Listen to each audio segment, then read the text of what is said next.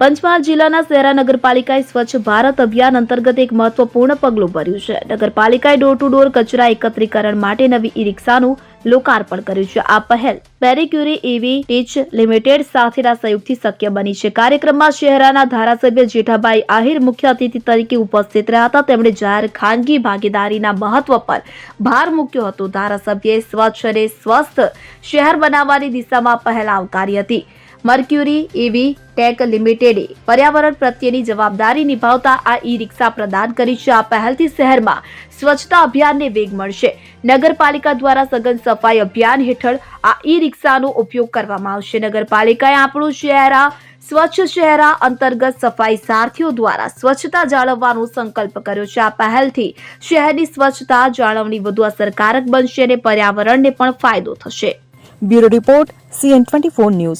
હવે જુઓ દેશ દુનિયાની તમામ ખબરો તમારી આંગળીના ટેરવે.